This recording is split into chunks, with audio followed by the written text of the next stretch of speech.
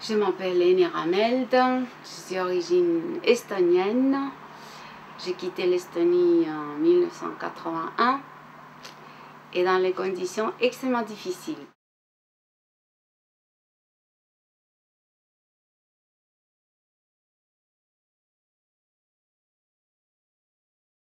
Mon mari il a demandé asile politique à la fin mois mai 76 parce qu'il a fait des films un peu à part et qui ne sont pas plus pour les Russes. Les Estoniens ils ont bien aimé, mais parce qu'à l'époque, quand on a fait un scénario, déjà il fallait l'envoyer à Moscou, il fallait, c'est tout un processus avant qu'un film naisse. Et une fois que le film était là, et bien, tout à coup ils étaient déçus, c'était pas ça qu'est-ce qu'ils ont imaginé dans le scénario. Et en fait, après ça c'était une galère, hein. On l'a mis en quarantaine quoi. Et lui il a craqué à la fin 75. Un jour, il était venu à la maison, il m'avait dit, tu sais, comme il était membre de cinéaste, on m'avait proposé à partir dans le festival du cinéma à Cannes. Et qu'est-ce que tu penses? Et moi, j'ai dit oui.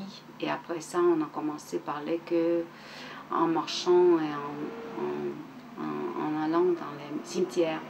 Parce que c'était le seul endroit où on était sûr qu'il n'y avait pas KGB derrière. Et sur la tombe de sa mère, on a décidé que lui, il va demander asile politique. Et quand il a demandé asile politique, en fait, je ne pouvais pas imaginer, l'époque vraiment, je ne pouvais pas imaginer que je vais voir une vie tellement difficile. Parce que le lendemain, déjà, j'ai eu le directeur de télévision, parce qu'il a commencé à travailler pour la télévision estonienne.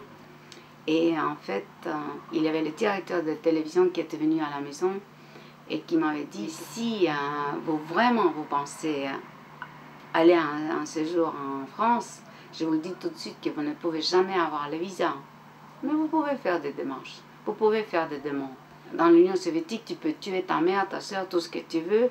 On trouve toujours une excuse, tu étais ivre à mort, je ne sais pas, tu es débile mental, je ne sais pas quoi.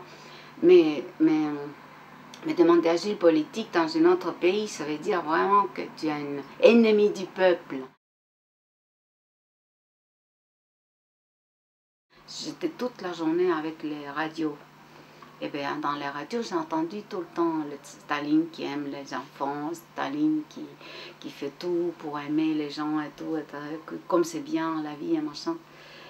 Et moi j'ai compris que là, on n'avait pas de fruits, on n'avait pas de bananes, on n'avait rien. Mais à l'époque, moi je ne savais pas même que les bananes existent. Et même ma mère, elle m'avait dit que j'étais très mignonne quand j'étais petite, mais j'avais tout le temps des boutons partout parce qu'en fait on n'avait rien à manger. J'avais 8 ans quand j'ai mangé les premières fois du beurre par exemple. Et il n'y avait rien dans les magasins, mais rien du tout. Ceci dit que dès que l'Union soviétique les Russes sont arrivés chez nous, tout était vidé, quoi. Et j'ai dit, même pour avoir un simple sucre, il fallait faire des files d'attente et tout ça. Donc je dis, si je pense ça, c'est la folie. Hein. C'est la folie. Et pour rester en vie, parce que ma mère, elle a eu 2e enfant, et tout à coup, on a compris qu'on ne peut pas rester à Tallinn, parce qu'on ne peut pas cultiver la terre ni rien. Et on était allé à Turi, qui est entre Tartu et Tallinn, il y a une ville Turi. Et on était allé là-bas et tout à coup, ma mère, ils ont commencé à cultiver la terre, les pommes de terre, les carottes et tout. Et tout à coup, la santé a amélioré aussi pour les enfants. Et depuis mes 7 ans, j'ai mangé bien, très très bien.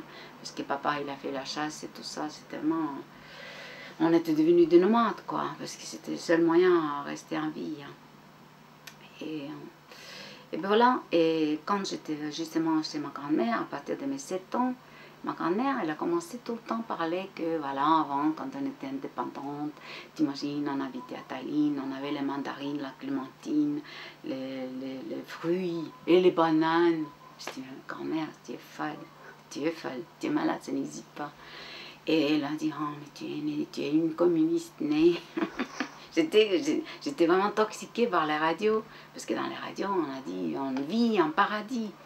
Et bien, même si tu n'as pas ni vêtements, ni rien, acheter, manger, non, c'était le paradis sur la terre. Bon. Et moi, j'étais toxiquée par cette radio. et, et, et, et j'ai fait vraiment la guerre avec ma grand-mère. Quand je suis allée à l'école, en fait, c'était tout de suite les petites pionnières et tout. Quand Staline était morte, j'ai encore pleuré. Peut-être j'étais seule qui a pleuré, parce que j'étais encore toxiquée par l'histoire de Staline. Il aime les enfants.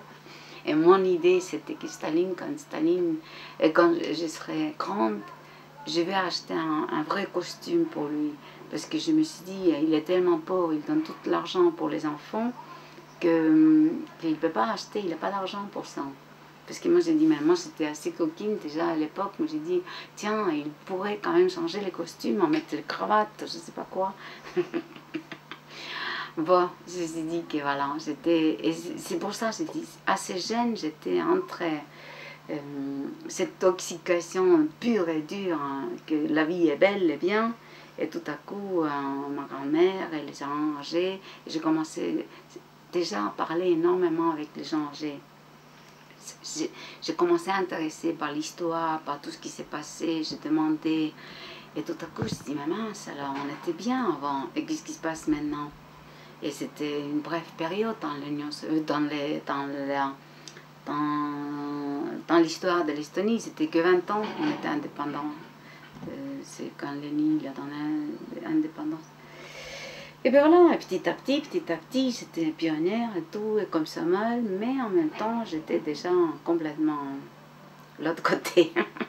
Mais j'ai fait comme tout le monde, quoi, pour ne pas être remarquée. Bon, si on pense maintenant, par exemple, tout ce qui se passe autour des enfants et dans l'école, c'est clair que nous, on avait tout gratuitement. Tout était gratuit.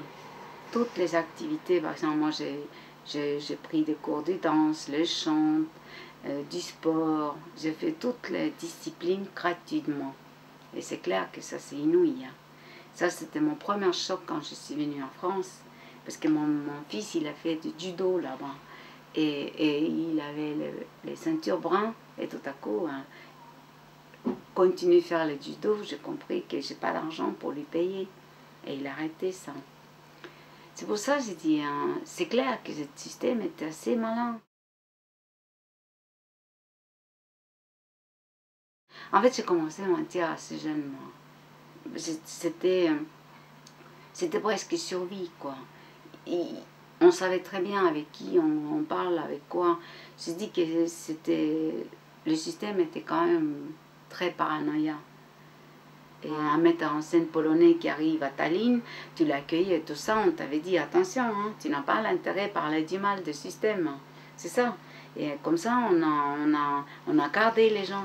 Mais en fait, quand nous, on avait des étrangers qui sont venus chez nous à la maison à l'époque, des Polonais, eh bien, on a branché les téléphones, c'était total, quoi. On s'est dit, et de toute façon, n'importe quel étranger, on a commencé à causer. Et tout de suite, les mêmes questions que vous.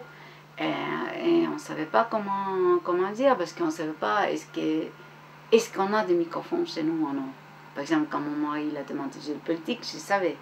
Je savais que tous les coups de fil, c'était un cinéma, je ne pouvais jamais parler normalement. Il fallait jouer en permanence. Et c'était quand même une surprise aussi que quand je suis une enfant, j'avais 35 ans, et que les gens, mon âge, ils étaient très jeunes encore. Moi, j'ai dit, maman, ça a l'air comme des ados, comme des ados. C'est que, je ne sais pas, à cause de la système, je ne sais pas pourquoi, mais on était presque adultes avant né. J'ai dit, mais moi, j'étais tellement adulte quand j'étais jeune qu'il fallait commencer à faire déjà des bêtises à Paris. Moi, je suis allée dans des discothèques ici et tout. J'ai voulu vraiment écouter qu'est-ce que c'est que ça. J'ai dit que tout ce que j'ai pas fait avant, j'ai fait après, plus tard.